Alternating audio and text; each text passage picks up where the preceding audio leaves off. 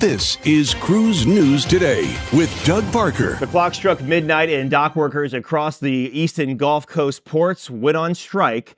While this does not impact cruise ships, it does bring billions of dollars of cargo to a halt. Regarding the cruise industry, the Longshoremen Association said the ILA will continue to work passenger cruise vessels at all ILA ports to not inconvenience the tens of thousands of Americans who have booked trips in advance.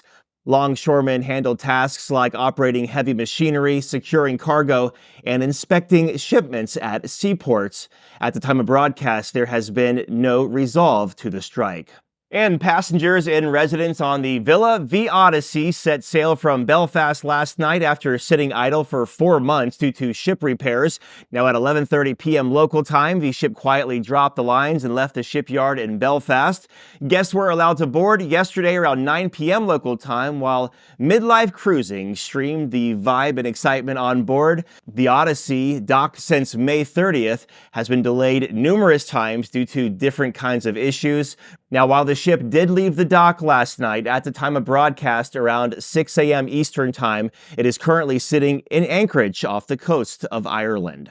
And Carnival Corporation reported a strong Q3 quarter of 24 with a net income reaching $1.7 billion with a B. Now, revenue hit a record $7.9 billion.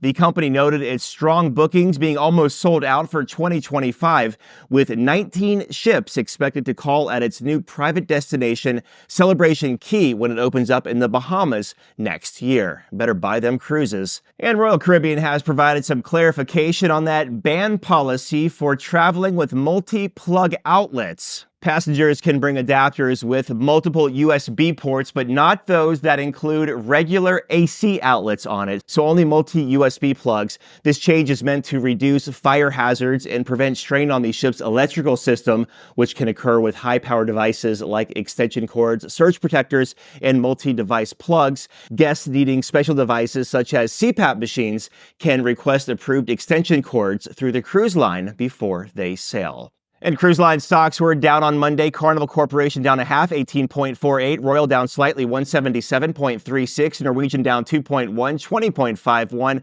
And Viking down slightly, 34.89. If you have a lead on a story, let us know. Tips at cruiseradio.net. Have yourself a great Tuesday. I'm Doug Parker with Cruise News Today.